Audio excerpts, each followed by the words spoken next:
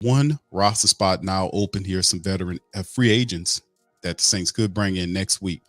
Now, we did know there were several interesting items that did happen with the New Orleans Saints. We did realize that the Saints did release and part ways with Billy Price.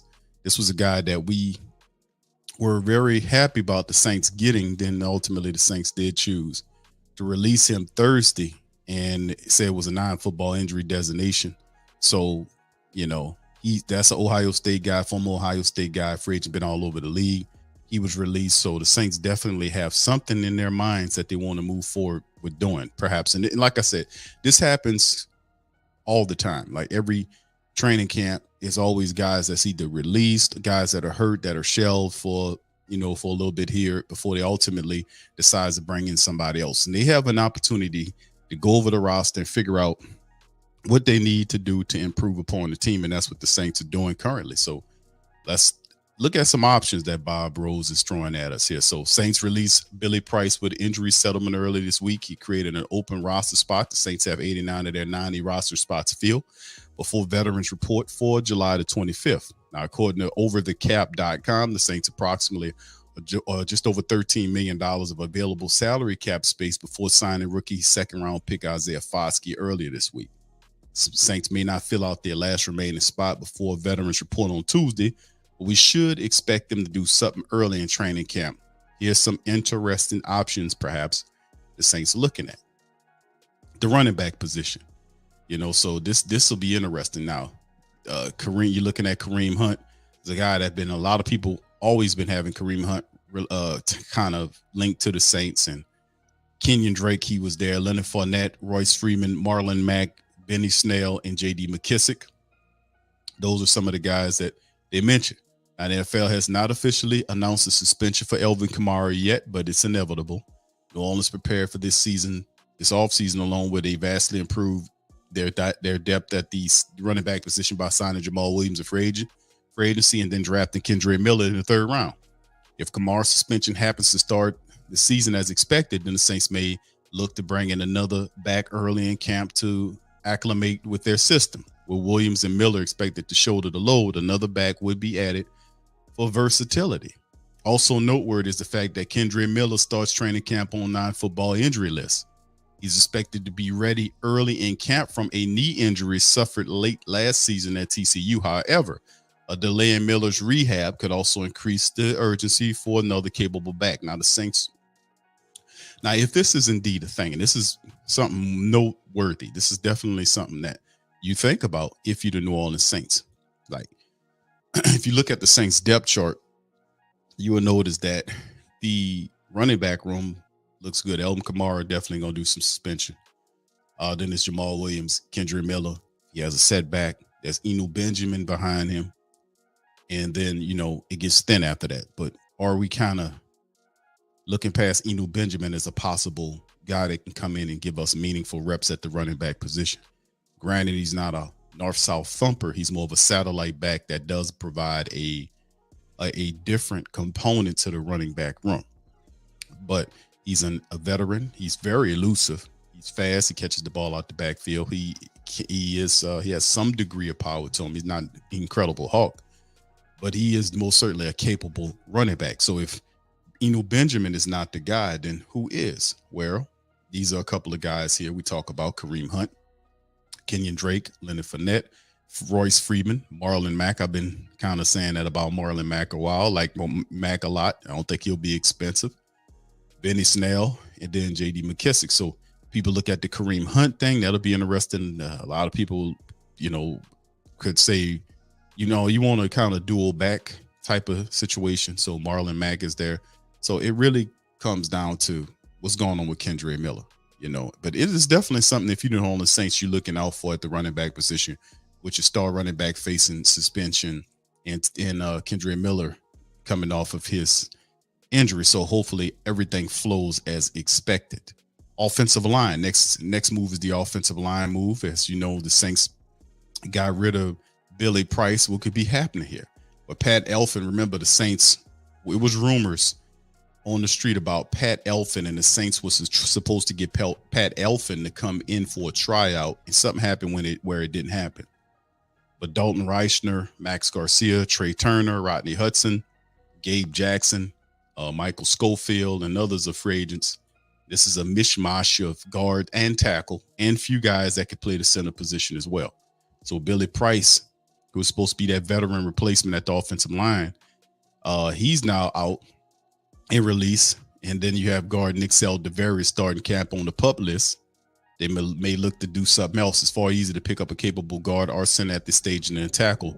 No secret that Pete had an injury-prone career. Remember that Cesar Ruiz also missed the end of the year with a foot injury. McCoy has also missed some time over the last 2 years with injuries as well. Saints have capable replacements in guard, tackle, Hurst, and Kelvin Throckmorton, but it's clear they wanted some extra insurance at the spot this offseason. Additionally, Hurst is also expected to be the team's primary backup at both tackle spots, which further thins the interior depth if he needs to step in for Trevor Penning or Ryan Ramczyk. So, once again, this is also the Saints have good depth. It's no doubt about it, the Saints could possibly be looking at bringing in a backup center option coming into camp. I have no doubt about that. You got to. Rodney Hudson would be interesting. You need a capable guy that can come in there, and if something happened with any of our guys, will step up and play. Now, Nick Saldiveri, we knew to some degree because Dennis Allen kind of hit on this, during the mini camps that one of the players wasn't going to be ready, that he wasn't going to start training camp, and we kind of figured out who it could have possibly been. So there's no guesswork involved now, as Nick Saldiveri is the guy that they're listing. So you can only look at it and say the Saints could basically bring in some of these guys and see, add a veteran guard or center into the mix coming up next week. So we'll pay attention to it. Defensive tackle, another position of thought. Shelby Harris, Michael Brockers, Chris Wormley, Akeem Hicks, and the rest of the name there, Maurice Hurst, Ndamukong Suh, Mike Pennell, and Linval Joseph. These are some of the interior guys, and a lot of these guys are. Then Albert Huggins, former Saint man, is there as well. And this is interesting because it's several names on here that's very intriguing. The Akeem Hicks to come back home would be very cool. I don't think he will cost you a lot of money. But could you imagine the Saints re-signing Akeem Hicks to play defensive tackle in the rotation that we currently have? That would be cool. Shelby Harris and Michael Brockers wouldn't be bad pickups there. Akeem Hicks would be like a sentimental thing to bring him back to the place that drafted him. That would be cool. Maurice Hurst is interesting. I don't think Suh happens. And Linval Joseph is kind of a veteran defensive tackle as well. So, the Saints revamped defensive tackle position that disappointed in 21. And it was abysmal last season. So Nate Shepard and Kalen Saunders were signed in free agency while Brian Breesy was drafted with the first-round pick. New Orleans defensive tackles were responsible for just 14 and a half of the team's 94 sacks over the last 2 years. Worse yet, their putrid performance against the run was the primary reason that the Saints plummeted to 24th in the category last year. Breesy, Shepard, Saunders will be the key to a rebuild unit. However, the Saints have only Malcolm Roach, who's undrafted free agent Jaron Cage, and XFL signee Jack Heflin for depth. So don't be surprised if New Orleans looks at the situational interior pass rusher or early down run stuffer for the rotation. I definitely co-sign this sentiment. I've been saying it for a while that the Saints interior defensive tackle position is incomplete unless we're missing something. And the something could be Tanu Passanio is more of an interior guy now than he is an exterior guy, because if you look at, like we've said before, the defensive end or the edge rusher positions, there are four guys there: Cam, Granderson, Peyton Turner, and Isaiah Foskey. And Passanio would more than likely be the fifth guy there. So what better usage would he be? Could he be maybe the fifth of your defensive ends, or maybe your fourth or interior guy? Because you look at the rotation, and if you have all these guys, Passanio has to be like the fourth guy. They haven't corrected the corrected on the depth charts, but I don't see Passanio as a guy as an edge rusher or a defensive end guy. I really don't. I see him at this stage of his career as an interior force. So right now he's your fifth best defensive end and your fourth best defensive tackle. You got to throw him in there. And I think that's why we haven't been seeing too much stuff about them talking about veteran interior defensive linemen to complete the rotation, because Passanio could be possibly the guy. But Shelby Harris, Brockers, all these guys are complement or very capable veterans that can come in and complete your lineup. I do love the Hakeem Hicks one, because it'll bring Hakeem Hicks back here. I think he'll work really well as a part of a rotation of defensive tackles that we have. He's massive. He was drafted by the Saints. He finished his career with the Saints. I think that will be phenomenal to get him back too. All right. So anyway, let's keep it going. And we go to the defensive end position. Talk about the defensive ends. Yannick Ngakoue, Jadeveon Clowney, Robert Quinn, William Golston, Matthew Leonidas, Carl Nassib, Stephen Weatherly, Melvin Ingram, and Justin Houston. Foskey, along with the underrated Carl Granderson, expected to replace departed Marcus Davenport opposite of Cam Jordan. Also factoring in the versatile Passanio and potential 21 bust Peyton Turner. You can never have too many pass rushes. The Saints rank near the bottom of the league in QB pressures despite an impressive 48 sacks. Davenport was a disappointment and an easy target for criticism from the family members, but a flash to disrupt this disruptive presence opposite of Cam. It's critical that Foskey and Granderson do this consistently to allow the 34-year-old Jordan to remain most effective. New Orleans has their starters, which likely rules out mercenaries, Ngakoue and Clowney. However, a rotational pass rush makes sense, especially if Turner continues to be a colossal disappointment as a former first-round choice. And that's the criticism. Like, you look at Davenport, he's up out of here. The Saints, and this is Sean Payton's doing now.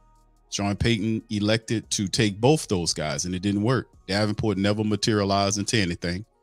Peyton Turner was chosen because he reminded them of Davenport. Is it any surprise why his stuff mirrors Davenport? That he's injured like Davenport was? A lot of people felt like Peyton Turner was taken too high, that he could have been available in the second round. But we heaped the pressure in the first round burden on the shoulders of Peyton Turner. And this is the year. He's in his third season. He has to step up and occupy and take that other position opposite of Cam Jordan. Ain't no ifs, ands, or buts about it. Carl Granderson been here for 5 years, and Carl is the best of all the bunch, but Peyton Turner has I ain't gonna say he has the most potential. To me, it's Isaiah Foskey, but 3 years, the third year is really when you're supposed to start seeing stuff from these guys. So 3 years into it now, a lot of injuries, a lot of stuff has happened, and it's time for Peyton Turner to make his presence known. So, I mean, anyway, I agree with what Bob's saying, but right, he is on the road to bust him. Ain't no doubt about it.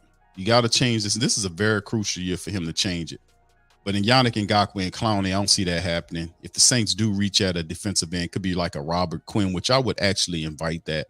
A Robert Quinn to be here, to be thrown into the mix, because you can never have too many defensive pass rushers. You never could, man. Especially when injuries start smashing on the run. All right, so anyway, next up, linebackers. A lot of people, the Who Dat Nation is definitely in unison on a Kwon Alexander reunion. I wonder if he is. That's the only question. Kwon Alexander, Rashaan Evans, Deion Jones is another good one. He's out there. Miles Jack, Zach Cunningham, Anthony Barr, Micah Kaiser, Damian Wilson. A lot of good linebackers there. The Saints have one of the NFL's best tandem of linebackers in Double D and Pete Werner. However, Davis is entering his 12th season. Werner has missed some time with injuries over the past 2 years. There's no proven depth behind them after Caden Ellis departed as a free agent. Davis and Werner are outstanding duo and major keys to the defense. However, the emergence of Ellis in 22 made the entire unit more disruptive. New Orleans is giving Zach Bowen and DeMarco Jackson the first crack at the number 3 linebacker spot. Special teamer Andrew Dowell, along with undrafteds Anthony Orji and Nick Anderson, could be factors if the Saints don't like the results early on in camp. Then it'd be wise to quickly bring in at least one of the accomplished vets who have the ability to shoulder the massive responsibility the Saints expect from the linebacker core. So listen, I agree. You take a look at the Saints linebacker room. I think this is more of the coach of the defensive mind brass, or the brass, or whatever you want to call them. having a little bit more faith than what is needed. Because listen, even though you might have a player that you like a lot, you still have to be realistic of what a particular player could do for this upcoming year. Now we had Caden Ellis uh did the things that he did last year, but you've seen glimpses of that in Caden Ellis. Like when he first got here, he was like a preseason, his first season in, he was actually out there in preseason and training camp and preseason running the defense. He was out there making plays. You've seen it in him, and then he kind of disappeared a bit. And then he was solid for a long time in the special teams run, but you've seen glimpses of Caden Ellis, right? We knew he had the blood of Big Luther Ellis, who was a solid NFL pro. So we knew that he had glimpses of potential. Not saying that Zach Bowen and DeMarco Jackson don't, but this is a critical year for the Saints in terms of them getting out of the hole of not being able to be in the playoffs the last 2 years. That has to change. So you want to try to, if you could, you want to try to solidify all positions as you possibly can. And certain guys that been here for years that haven't shown anything, sometimes the writing's on the wall. Sometimes it is. Now, Zach Bowen is a guy with a lot of potential. He's a mismatch here. Peyton took the guy. He's a mismatch. The Saints never found a true role for him, and then he had to deal with injuries and inconsistent play and all this kind of stuff. But this is his final year here. So he has to show that he can step up and do what he got to do. Now, DeMarco Jackson, on the other hand, missed last year because of an injury the entire year, and he's back to make his presence known. So DeMarco Jackson, to me, seems like a more of a natural fit based on a lot of the film I studied from him. But Zach Bowen has to step up with all of the years that he's been in the New Orleans Saints building. That's no longer an excuse. That's no longer an excuse in my mind. That just because he was a 34 linebacker for the Wisconsin College Football Club don't mean a damn thing to me. You've been in the league for 4 years now. If they're putting you in a role where you're the third linebacker there, and if Pete Werner gets hurt, then he'll have to get in there. And I'm not saying Pete Werner does get hurt, but over the last couple of years, Pete Werner has been a problem. So he had, for whatever the case may be, Pete Werner has to, I don't know. We want him to stay healthy, but if he goes down, then Zach Bowen more than likely will be the guy that's coming in here. So anyway, let's move on to the safety position, man, and keep it going. All right, so the safeties is the next thing. PJ Williams, John Johnson, and Justin Burris. This is an area where New Orleans is extremely active this offseason. Starters Tyrann Mathieu and Marcus May return and are expected to be far better in their second year with the team. The Saints also spent a 5th-round choice on Jordan Howden and signed free agents Lonnie Johnson Jr., Jonathan Abram, and Ugo Amadi to compete with Smoke Monday and JT Gray, right? Remember that May could be facing a league suspension for DUI charges from 2 years ago. Johnson and Howden are more suited for the slot. Monday is unproven. Abram has limited range and is a liability in coverage, while Gray and Amadi are special teamers. Williams knows New Orleans defense well. The Saints are trying to replicate his versatility with Howden and Johnson.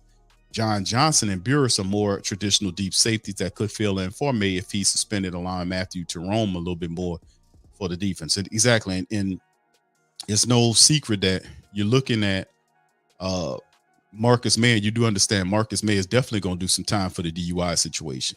2 to 3 games, whatever the case may be, he'll be out. But Jordan Howden's a rookie. Very excited about him being there. And we do have Jonathan Abrams. I agree. Abram will knock your block off more like a box safety type, but roaming in coverage and dry, he has to work on his coverage ability. Ugo Amadi is incredibly undersized, but he flashes on special team film. Can he kind of jump in there and make his it's a deep playoff. It's a deep room for the safeties. It's a deep safety room. And then Smoke Monday has potential, has size, has aggression.